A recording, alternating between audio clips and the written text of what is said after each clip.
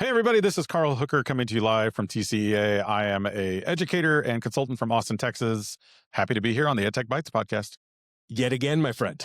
Yes, third episode. Could be like fourth, something like that. We did donuts once, we did a session once, and then we did a virtual one with the pizza when you started taking us through your pizza recipe. Yes, and we did one at a winery. The 100th episode. The 100th episode. Dude, this is, by the way, the most I've been on his podcast more than anybody, I hope. I think it might be the number one guest. You might. It's up there between you and Kristen. Might be like one or two behind you. So, all right. Well, for sure. Life goals. Yeah. So how you been, brother? I'm doing pretty good. I'm used to this time of year just being frozen outside. I don't know why, but it's like every week that there's TCA. Those of you that don't know, it's here in San Antonio, but it seems like this is the week that everything freezes over. I want to say a couple of years ago, I got trapped here because of the ice storm. Oh yeah. I remember that. Snowvid right after COVID. Yeah. Snowvid. And just kind of like, it's been interesting just to see the evolution. I've just been hanging out at the exhibit floor today, and it's, the evolution of what's here, what's changing. Like, I look around right now and I still see some big company names, but they've all evolved, right? And now they all have those magic two letters. Absorbed by another company. Absorbed. Yeah. I just talked to someone that used to work for a company that I'll just say it rhymes with Fear Pod. Yes. Yeah. I won't say the name. Yeah. Renaissance bought Fear Pod. Yeah. And yeah, absolutely, man. Well, first off and foremost, welcome back to the show.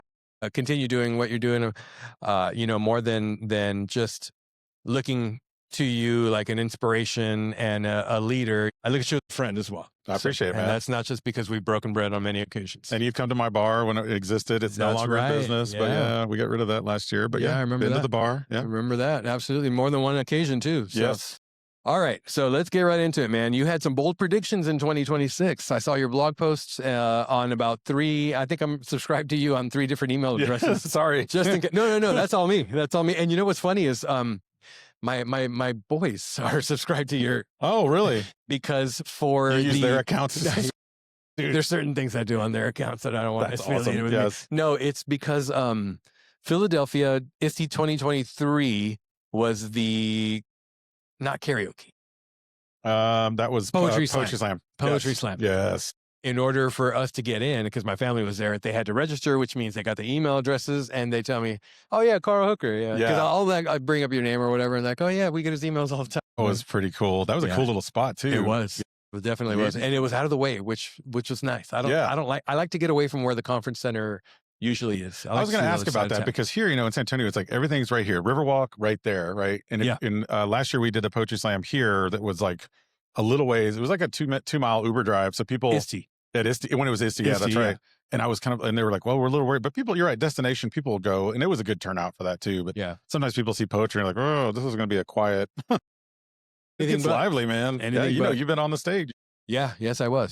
So it's funny you said that about not being like on the Riverwalk, and that I actually created a video of where to eat that's not on the Riverwalk that I put out there. So I saw that. Yeah. So I got to check it out. Yeah. Where do I get someone just told me that they were going to ask you about where to get a greasy slice of pizza. A greasy slice of pizza? Like a New York style. And I'm like, San Antonio, you're in the wrong place. Like, no, there's some good pizza places. So there's a place called Lover's Pizza. Okay. That was actually part of David Portnoy's, one of his few spots that he hit in San Antonio, and got like an 8.3, 8.4. They make a typical pie. What the heck? I heard it too. Oh, that was weird. Just for a second, we went dry. Yeah. Yeah. And then they make a poblano. A cheesy poblano pie. See, I like that. Little twist. The line is out the door before they even open, and they only sell whole pies, like no slices. Lovers. It's out of the way. It's out of the way for me, but it's maybe about an 8 to 10 minute drive from here. And then there's a place right here in this area is called Hemisphere Park. And if you walk over to the actual park area where they have the, jungle gym and everything for the kids, which is a really nice park, there's dough napolitana. I have seen that. Yeah. Not New York, but you get it's your high hydration Neapolitan. Yeah. Nepalese. Yes. You don't cut it into more than 4 slices. That's it. Right. People don't realize, let's cut it into 16. Like, no, you messed it up. Yeah. It's got to be hard. I know you probably have questions for me. It's got to be hard. I think I asked you this a few podcasts ago about being the host in the host city. Yeah. Because in Austin, when, this event's been in Austin for years too. And I'm always like, you get DMs all the time, right? Yes. But I'm also, you have kids and family, and you're like, I've also got to live my life. And what are you doing after? I'm going home. You should act. Yeah. I mean, it's almost like it'd be better if you acted like I'm out of town. But with me, it's like, now I got to go pick up the kids and I'll come back. And yeah. I remember one year I had to leave TCEA 2018, if not 2019, I had to leave for a parent teacher conference. Like, nice. Hey, can you we chat about your son? Like, not in a good way. All right, let's go. But they didn't do Zoom back then because it was pre-COVID. No, so they're like, can I just man. zoom in? Like, what is a Zoom? Yeah, exactly. Had I known back then, that's the one thing I would have invested in. Little did we know. Yes. Yeah. Sounds good. Well, you made these bold predictions, and some of them were eyebrow raising at the least. I'm not going to ask you to go through the entire list because that's for people to check out on your blog, but there were a few that I'd kind of like to pick your brain on. Sure. Videos and advertisements in social media and that. Do you think that our students are the target? What's the word I'm looking for? And I'm going to look down on my phone on occasion because I have so many questions. And I want to make sure I word it correctly. Are we turning students into the product? I think we have. Okay. So we're not turning them into, they are the product. I mean, if you're a company, we'll say it rhymes with frugal. Got it. Yes. That also does. I mean, they're training the next generation, right? They want you to have the product for free because they want you to use it when you use it in business. And of course, I pay for that same company's workspace. I almost said it. That's okay. So yeah, I think they are the product. The problem I run into, or what I'm seeing is happening with what they call pink slime. Have you seen that verbiage used? It's called AI pink slime. I don't know that I have. It's pretty cool. It's in the last probably 3 weeks this has come out. But if you Google search it, pink slime is when AI is generating content, articles, links to articles that it created using things that you're interested in. So like, for instance, I'm a big Longhorn fan. So I see like Arch Manning, the football player, says this about the administration. And I'm like, why would Arch Manning say something political? But it's taking things that I'm kind of semi-interested in and melding it. And it's fake. It says like, it's called like Longhorn fans dot whatever, but it's all made up. And the old articles generated as fake. But so now they figured out they could take your interests and then create articles based on your interests that affirm your beliefs. So again, I think that's another layer of literacy. But I mean, that and the fact that there's going to be subtle, we already know there's subtle advertising in AI anyway. I mean, some of the outputs, if you've done a Google search in the last 10 years, the top 4 things are sponsored, whatever. That's just going to get worse. So I think kids more than ever, you got to be really wary. The credit is the kids are starting to become more aware of that. And I feel like social media is, people have taken kind of an arm distance length from some of those accounts now, but still, it's all subtle. It's all your algorithms, right? It's sneaky. Yeah. I mean, it's funny that the word slime is in the term because it's slimy. It's slimy. It makes you, it took me 2 or 3 weeks and I was like, God, why does this keep, I'm like, wait a minute, all these are fake. I'm an Eagles fan too. So every time the Philadelphia Eagles, there's something about that. And I'm like, no, it's all made up. Wow. AI pink slime. But then the crazy thing is it's got 554 comments on it. And everybody's like, I can't believe, well, this is great that he said this. And it's like, first of all, these are adults that don't know that it's not real. Yeah. And so we're all learning this at the same time, right? We're building the plane as we're sinking it, which is 2 different analogies that I just mixed together. Yeah. Sure. Why not? That's not pink slime.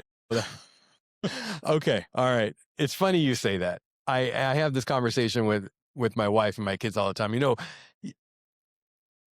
I'm going to kind of step away from that realm right now, but you know, you've been married for quite some time. Yeah. You got to have kids. Yes. To me, you know, marriage is people have this vision of marriage, but a good marriage is a couple sitting on the couch, sending videos back and forth to each other. Exactly. So my wife and I do that quite a lot That's a good marriage right there. It is. And it's silent. And you just hear the giggles every now and then. Oh, what do you send it to me? Send it to me. Yeah, she's laughing over there too. She caught it. But there's things that I'll send or she'll send me and I can tell that they're AI generated. And she's like, oh my God, check out those bunnies on the trampoline. And it's like, the bunnies on the trampoline was a big one, or the Pope with the jacket and all that. Yeah. And my kids, they'll look over on the couch over our shoulder like, oh yeah, that's AI. And it's funny you said that about pink slime, that our students are starting to be a little bit more savvy to that. And it's because they're AI users, right? That they have that sniff test. That that's what I call, and it's not even me. It's somebody else. I don't remember who mentioned that to me, but it doesn't pass the sniff test, and and you can only do that if you have experience. Right, Generation AI. I mean, that's this group of kids that are going through school with generative AI, right? That's the next generation. Now, I'll have a funny story that hopefully my kids won't listen to this. my oldest daughter wants to get a tattoo in next year. She's 17. She's like, when I turn 18, here's all the tattoos I want. I was like, all right, I'm not going to say no, whatever. My wife has a couple tattoos. I don't have any. I am so against that. But so it's coming for you. Just wait. Well, so here's what I'm doing. I'm covered, my friend. What I'm doing as a result is like, oh, my wife's like, what should we do? And I was like, you know what we need to do is next time her phone is open and out, let's search on Instagram a bunch of like, hatch jobs with like tattoos. So we're going to not send her stuff because she knows it's coming from us. Instead, we're going to affect her algorithm covertly. So when she's like scrolling, she's like, oh, I just saw this really bad, blah, blah, blah, and the infection. This is next level parenting, right? You're not going to just get, because if you send it, it's obvious, right? Yeah. And then it's to the point now that my kids don't even open up the stuff I send them. I know. And it's not, it goes unread. It goes unread. And it's like, well, did you guys check out that stupid video I sent you? Like, no. Dad, that's enough. We got to. Because you're going to affect my algorithm.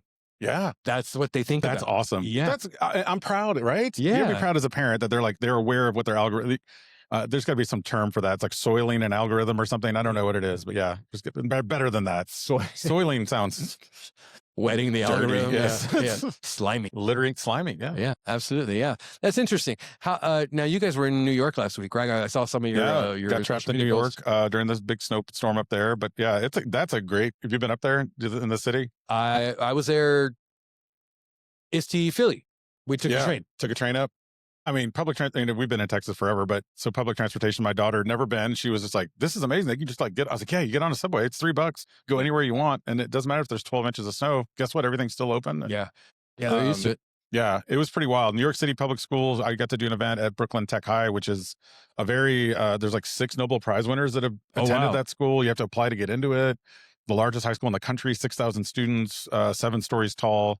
It was an amazing, beautiful theater. I got to speak in. It was awesome. Bucket list for sure. That's awesome. That's awesome. It's funny we're talking about social media and that.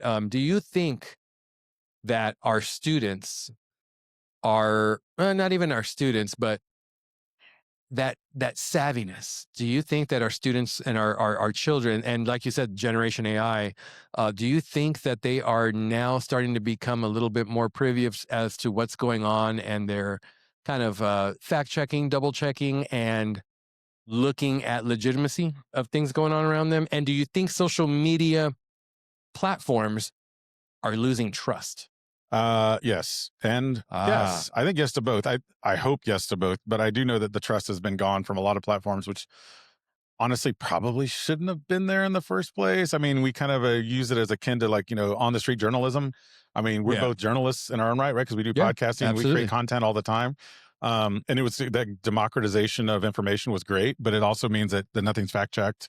And so, of course, all that translated into AI means that when you're asking AI a question, it's pulling information from legitimate sources or a blog that someone wrote in 2007 or a that wiki makes page. no sense, Yeah. or a wiki page that just was their own idea. So my kids are they're pretty good. They still get affected by it. They'll come up and say like, Dad, did you know that we didn't land on the moon? They've been doing that lately. They're getting into those algorithms, right? The moon landing was fake, and there's a movie that came out. And I'm like, okay. Digital clock on the wall. Yes. Yeah. Oh yeah. Like shadow. How did the flag flood? There's no wind. Yeah. All the stuff I've heard before. And I was like, okay, cool. And I love to engage with them on it and say, okay, where are you getting information from? And so at least, having that critical thought, I think is so important. But I do think I worry that when most kids and adults, it's just like, take it at face value. Maybe it's right. Maybe it's wrong. Or maybe it's, the thing that worries me is it's feeding into my echo chamber of like what I already believe.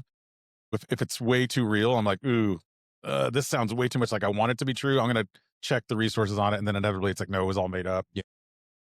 Facebook's really bad about that Meta right now. Meta in general. That's the pink slime's coming from mostly Meta. Yeah. Working on it. Yes, it is. Now, I'm going to kind of go off topic real quick. Did you guys do some college stuff in New York as well? That child did not come with me. Didn't? No, the older one did not. She's okay. We don't want them to get any ideas, Gabriel. She already wants to do like University of Hawaii, and I'm like, yeah. All right. I mean, it's beautiful. She wants to do marine biology, and I'm like, that's awesome. That's great for you. Figure out how you're going to get there first. Yeah. And buy a gallon of milk. Gallon of milk's like $7-8 over there. It is, yeah. No joke. So, and it's a great marine biology program, but I'm like, yeah, you're going to have to work your way up to that. So no, we're right in the realm of it. Hey, we have someone on the other side. I love the varsity jackets. Have you seen that's a trend here? Yeah, like there's more companies are doing these varsity jackets. That might be the only opportunity to ever wear one because I wasn't involved in anything. I was lettered in varsity, but only for basketball. But then these cowboy hats too seem to be a trend. Yes, started with Magic School. Magic School did them, and then there was a yellow a Curie Pod. Remember all Curie the Pod? orange? Oh, that's right, Curie Pod. And now this is the green one for some other. Yeah, Connote. Yeah, big shout out to all three companies. They can all live in harmony. Yeah. Colleges, it's in the horizon for me, but I'm not. The game of school is an interesting thing too, because she's a junior right now, and she's like, Dad, I go, I've already got all this down. Like, I'm just like, why am I going? And I'm like, you know what? You can quit, get a GED, and go start next year if you want. And she's like, but I'll miss prom. And I was like, see, there's still that part of school, and it worries me that how much does that keep kids engaged? Like the fact that I still got to go to the homecoming game, I still got to versus like I'm going to the drudgery because she's past the content, to be honest. I mean, she's a bright kid. You know, she's not a straight A kid though, because she just doesn't. She's like, I'm going to do the bare minimum to get my A and maybe a B and play the game of school. Right? They figured it out. Do the dance, the song and dance. Right? Yeah. Now, you talked about in your blog about AI replacing textbooks and learning management systems, which will be another question as well. Do you think students are going to lose the ability to think and think critically with AI and that adopted within learning management systems and within online textbooks and things like that? That's honestly, that's my biggest worry. If I had one, I mean, I've spoken about AI now for maybe 3 years, I guess, since it came out. At the very least, yeah. My biggest worry is that loss of critical thinking, the foundational thinking skills. I thought you meant the learning management system. Well, no. Okay. I'm ready to be done with some of those too. But I think for me and for the kids, it's like, are they skipping ahead? Are they copy pasting? There's some study that came out of MIT last summer that was like something like 47% of people that used AI, their brain activity was actually reduced because they were just copy pasting it. Ironically, in the study, if you dig deeper, some actually increased because they were using it critically to ask questions and question it, and it questioned them back. I think it's how you use it, just like anything else. But yeah, I do worry that we're going to lose that critical thinking. And I think what we've done too much here, and I see it on this floor, is AI is a time saver. It's going to save you time. Just copy paste. It'll do the answers for you. It'll do everything for you. It'll make the quiz for you, and the kids can take the quiz with AI.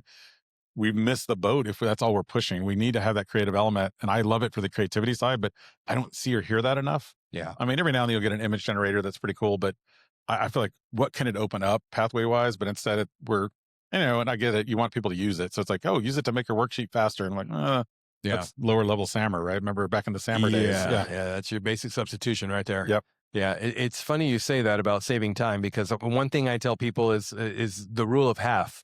So let's just say that I'm using a tool that for a task that would have taken me 10 minutes. Mm-hmm. So if I did the task in 2, I saved 8 minutes. Yeah.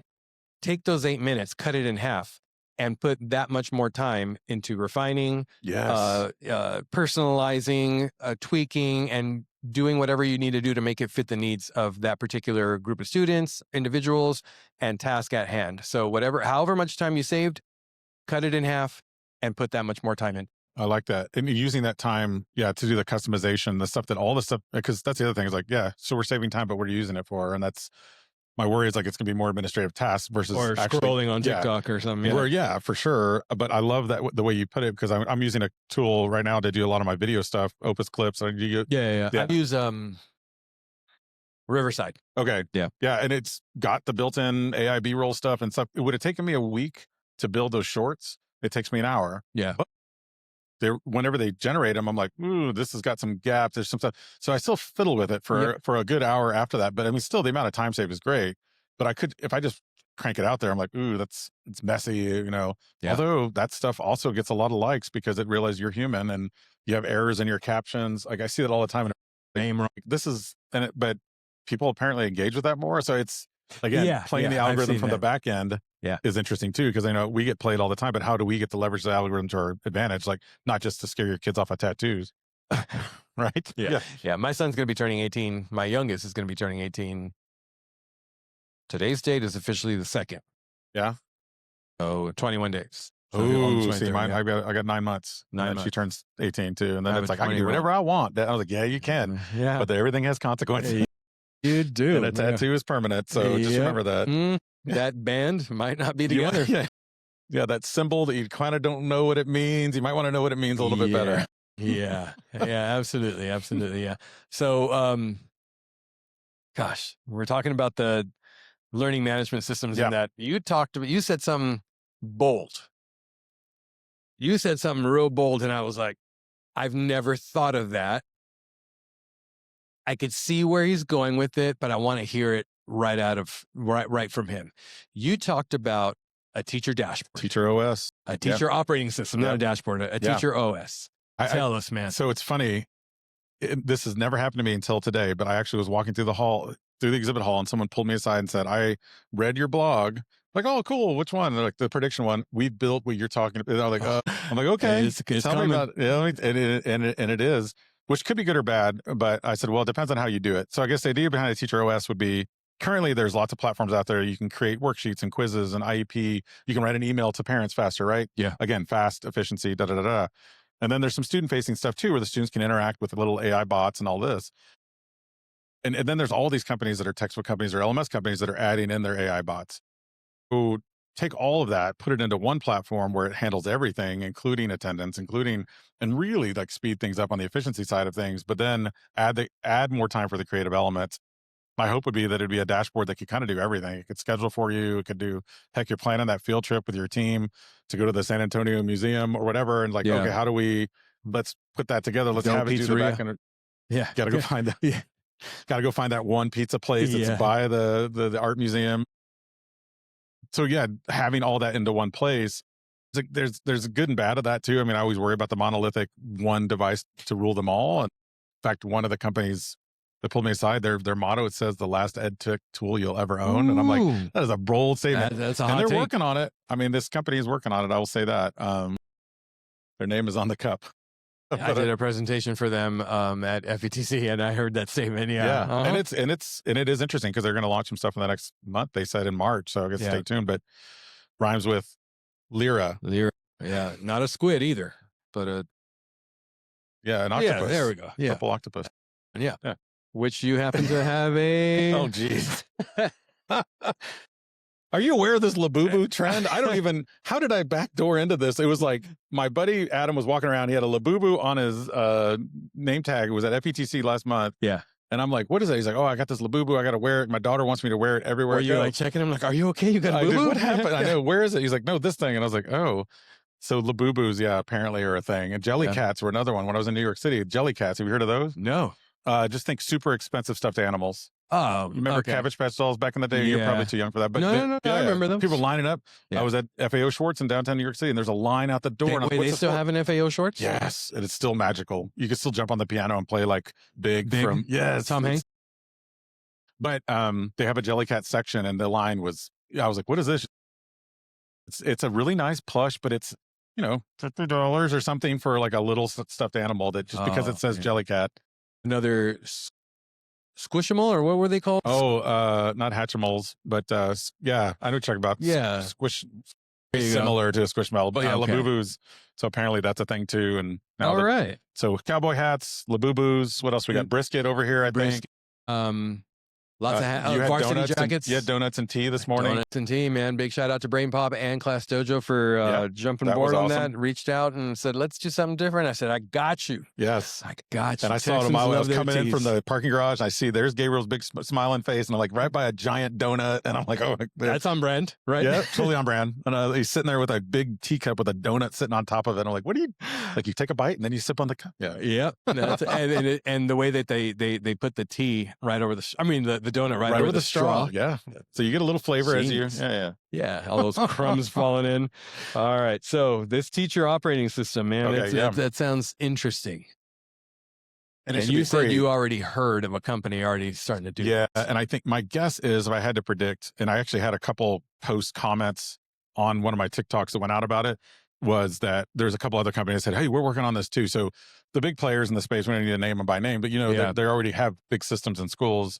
They're trying to do more of this, like bringing in the dashboard system, bringing in attendance, bringing in the grade book, maybe.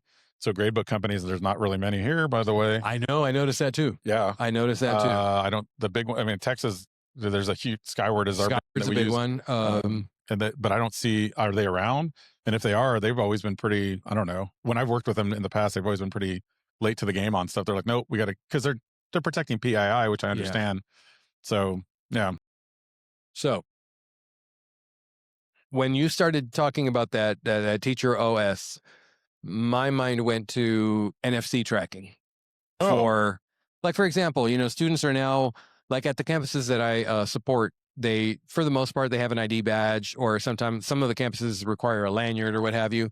But I thought NFC tags, that way when they walk in the door, there's your attendance. Yep.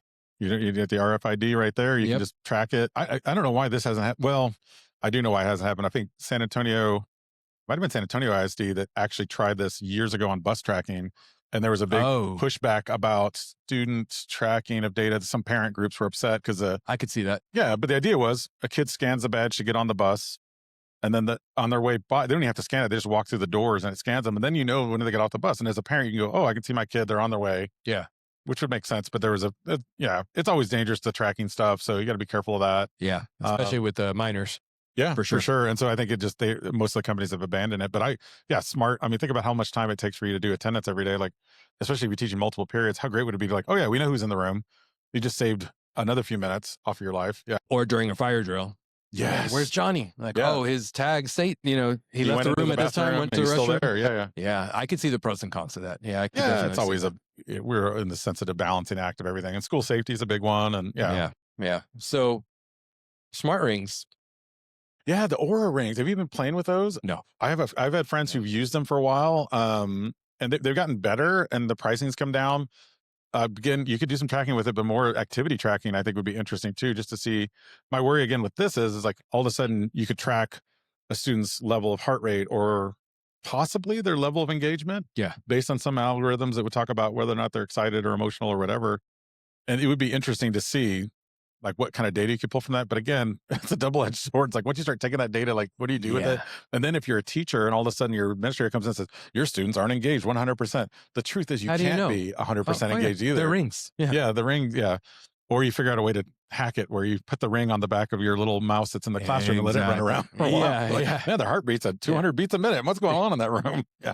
So I guess it's, again, another tracking device that you'd have to be careful of. But much like I thought Meta glasses would maybe at some point be something. They maybe still could be because they're coming down in price. I don't know if you bought one of those yet. I see some people walking around with them on. Matt Miller's always got his on. Always on. Yeah. I'm nervous of that. And I'm also, it's that weird area where now we go from, 2 to 3 platforms that you're checking in on to multiple platforms. We're an Apple household. Same. Once we have Apple HomePods. Yep. We've got, our Apple TV, TV, our vacuum, our mop, our garage door opener, you name it, it's all tied. Brought to you by Apple. Yeah, I know, right? So if you're looking for a sponsor. Yeah, there we go. And you'll need a new charger for it next year because they're going to change the stupid port again. Yeah. So between that and then Meta, how does it tie into my Apple photos and things like that? So I haven't really done too much research. And also, if there's one technology that kind of scares me more than any right now, it's the Meta glasses. Really? It is. And that's just my personal thing. It's interesting. I could be having a conversation with someone recording me and not even knowing it. I got to go to this comedy show in Austin. I'm not a huge Joe Rogan fan, but he has this comedy mothership in Austin. Someone invited me. They got tickets. We went in there. They take your phone. They take your watch. They put it in one of the Yonder pouches, right? Kind of like what what's his name? Dave Chappelle does. Yeah. Chappelle does it too. They don't take your glasses because you have prescription lens. Exactly. I'm like, so you could just, hey, Meta, record this right now. You could stream it. You totally could. And I started thinking, I was like, they think they figured this out. It's same with, and in Texas where we're at, of course, they banned all devices from all kids. Yeah, I know. But the funny thing is about that, like they outlaid like then they basically said anything that connects to the internet, because a ring, I mean, you wouldn't be able to, or glasses would be tricky. It has to connect to the hub, the phone at some point. Yeah, but chasing that tail, man. But you got the phone in your backpack. Maybe you could use it as a computer. Yeah. I did a podcast with someone once who was wearing them. Jamie Donnelly. Oh yeah. Yeah. AR, VR, and EDU. Yep. Mm-hmm. And she, while I was interviewing her on the podcast, she would stop and go and just sit for a minute. Like, what are you doing? She's like, oh, I just got a message. So it's very distracting too. I'm like, I can't. It would bother me. I'm a distracted person as it is. Nevertheless, something coming up, and they say that it's equivalent to like 52-inch TV or something. It now does the new ones. Yeah, they have a little pop-up screen that comes right here. Yeah. So I'll be sitting there talking to somebody, and then I'll look over here, and they're like, I'm not even paying You see attention. the NFL scores. Yeah. Hold on a second. They traded who? Oh, man. Yeah. The price of eggs, what? Yes. Yeah, I can't imagine that. Exactly. Yeah. Always the price of eggs. That's like the go-to. Eggs and toilet paper, especially during the snow. Yeah. Here in Texas, we just survived again. All right. Knock on wood. Well, we kind of touched upon your blog post. Is there anything that you else would like to talk about that specific blog post that we didn't cover without giving away too much, where people, because I still want people to go to your site. Yeah. Your site all the time. I've done this. Let's see, this is my 12th year doing this prediction blog. I think, 2012. So it's been 14. Wow. 14 years I've been doing this prediction blog. And it's funny how much stuff sometimes comes out, and it's bold predictions on purpose, because some of them are, don't get me wrong, some of them are sort of layups. Like, yes, of course, the companies are going to create ads to help with AI. Apple change their charging port every year, and there'll be something. But and then some of them are way out there. Like, I did self-driving buses back in 2015, I remember, and then somewhere in Australia in 2018, they actually created self-driving buses because they had a shortage of bus drivers. Okay. But they wanted the person to be the monitor versus the driver, because they were distracted drivers. Like, what if we had the bus drive itself, and then the person, the adult, would just monitor the bus essentially? And they're like, oh, that makes some sense. But yeah, there's one I did in this year's, school safety is a big thing. And so I mentioned something about drones, because there's actually some security safety drones that are coming out and about in neighborhoods nowadays, where you can basically do your neighborhood watch 24/7. It just flies over when it senses any activity, I guess. I don't know how it works yet, but how long before that's in school, you have a little drone flying or following you around. You just we'll get used to it, I think. Yeah, it's the SMART acronym that the smart cities. Yeah. So everything's connected, and everything's recorded. But it's an acronym. I think it's surveillance, monitoring, aggregation, I don't remember, but it's it's an acronym. It was smart, whatever it was, but not smart enough for us to remember what it was. But I've heard it too, but I don't know. I think of it every time I go under a freeway and I see that one purple light. Yeah. Yeah. It's always, and they're building cities right now. I mean, the one in Arizona, I can remember that Gates started, that was like its own communities building from the ground up. Yeah. That's all interconnected. But again, the balance, right? I mean, how much of that, and at what point do we walk around? I still walk around, I go, ooh, there's a drone. Like, I still say it, right? But they've been out for a good decade now. Absolutely. Yeah. Even just the sound of it, like, oh, cool. Yeah, look, there's, but they're getting quieter and smaller, and absolutely. Soon they'll be able to go into my bloodstream and fix things for me, hopefully. That's I'll go up here and put a couple, I'm working on that too. Couple plugs up here. You don't have to fly to Turkey anymore. The drone can just come to you. Fly to Turkey. Because everybody's doing that too. Like, I know. My kids are like, Dad, you're losing. I was like, I know, it's disappearing up there. Like, you should go to Turkey. That's what everyone does. Stop talking about tattoos and now stop losing. Now they want me to, exactly. Quit getting me to. Yeah, that's why it's so great. But, So I have to ask, if you're okay, your daughter turns 18. Boom. Yeah. Dad, I want to go. Can you take me? I'll pay for it, but can you take me? I'll pay for it.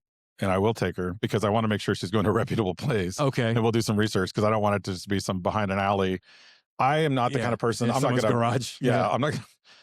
I've learned with kids that once you put up a front and block, or say I'm in judge and question harshly, they stop talking to you about stuff. So I'm really, my kids and I, like, there's a couple of my kids are in middle school, and they're like, oh, so-and-so is vaping. And I'm like, oh, and they're like, don't tell the parents. I was like, I just want to be aware. I'd rather be aware. And of course, if I'm by that flavor, I know. I'm like, oh, like, what did it taste like? I'll even ask them that, and they're like, well, it's like strawberries. Like, wait, you were supposed to have tasted it, and they're like, I smelled it, and I was like, okay. And I'm also going to be like, I want to be supportive. I'm not going to be their friend. I mean, at some point, I'm going to be like, hey, this is what it does. Just be aware. Yeah, because we were all, we experimented with stuff when we were in high school. I don't know what you're talking about, sir. I mean, thank God YouTube didn't exist back then. But, But so with the kid with the tattoos, I'll probably I'll go with her. I want to make sure she's vetted it out. She's already picked out like her locations and what they want them to be. But I was like, you know what, that'll change. Like, when you have to think future, you have to think 30 years from now, are you going to look at that and be like, yes, it's good. All right. I got to be over at the house one day. Invite me over and I'll have the talk. I had the talk with my nieces and my nephews because I got them, and hiding in the sleeves. I see them. Yeah. It was cold this morning, man. Yeah. But there's a pre-combo that I have with them. Any regrets, as they say? Remember the guy with the tattoo? Regrets. The tattoo on your tats? Are you good with all? I'm not gonna lie and say no. I do. I do have a couple that I wish I would have second thought. And then if you're gonna get them, you think of what's the most important one to you, and wear, and you build around it. So don't get tattoos and say, oh, but it would be really cool if I had this, if I had this. It's like building a fish tank. What do you want? What is that prize fish that you want in there? Do you want it to be a lobster in a saltwater tank? Do you want it to be a yellow tang or something? Yeah. And then you take that and you build around it with compatible. What's compatible with this fish? Well, what's going to look good with this focal point of a tattoo that you want, and leave room for the future. Leave room for the future. Like if mine would be a QR code and I could change the link, and then with your meta glasses, you could see some sort of augmented reality thing popping on it. And then I could say, oh, today I'm feeling like I feel like a shark today. Oh, check out my tattoo with your glasses. There's the company. That's the future. Dynamic tattoos that change. They did have at CES. Have you ever watched? Oh, I want to go next year. We should go and do podcasting there. Because they allow press in, but so CES, Consumer Electronics Show in Vegas every year, they had something this year that was the fingernail changer. You basically Bluetooth to this little box, and there's a chemical that you put on a fingernail that when you tap it, it changes color. Really? Almost like Fifth Element, I think was a movie with Bruce Willis, where they're tapping and just changing the color. I want to be blue today. I want to be red. What? How long until there's a tattoo that has that same chemical in it? You just tap it and it changes into something.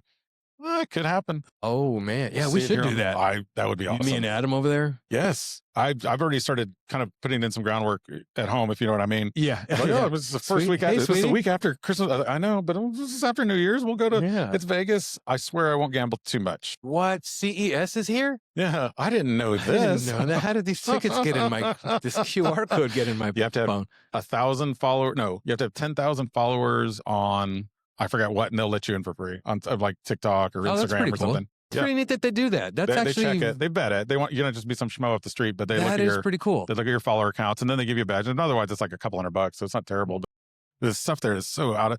And people say, "Well, it's consumer." So what does that mean with education? Well, you know this. Everything crosses over. Yeah, iPads. Everything starts off with consumer, and then they go, "Oh, we could also get into the EDU field." Yeah, like the rollable LED screens that are like 100 inches, but you can roll them up into like a poster tube and then unfold them, and now you got a giant TV. Yeah, I mean that kind of stuff. How long before it gets into schools? And we got a TV right here, so yeah, that's awesome. A TV that's off. Yeah, that's right. Because the pixels won't work. Well, we'll work on that. So, point people to your blog.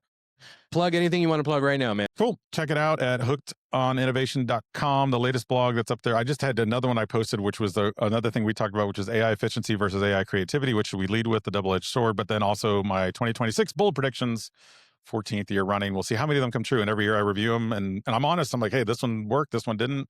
Some of them are complete misses. And sometimes they hit. So you never know. All right. Sounds good, man. I do have to ask the $1 million question. I already know your answer, but I'm just very curious. I say flour every time. I think corn or flour. You do say flour. I think I started corn. You know, I think one time I cheated and I said the corn flour mix because there's some of those that are really good. Yeah, HEB, they're not bad. Pretty good. They're not bad, and I feel healthier. So yeah. So instead of having 2, I have 8. Right? Yeah. If I'm gonna make a birria, I want it fried. I'm gonna add that. Yeah. That's healthy. Oh, that's so good. Says the guy that just ate a giant green donut today. Yeah, that's right. Never mind health. Sounds good. Well, I want to tip my hat to you once again for everything you do in education, everything you contribute to our educational space, what you have been doing for quite some time, the predictions that you have, the predictions that come, the predictions that are true, the predictions that don't come true. I just want to thank you for everything you do, and I continue to look to you as a leader, but more importantly as a friend. So appreciate it, man. I'll see you in Vegas. That's right. That sounds good, man. That's a prediction. Right. We'll do it. That's a bold prediction. That is a bold prediction. CES 2027. Let's make it happen. Let's go.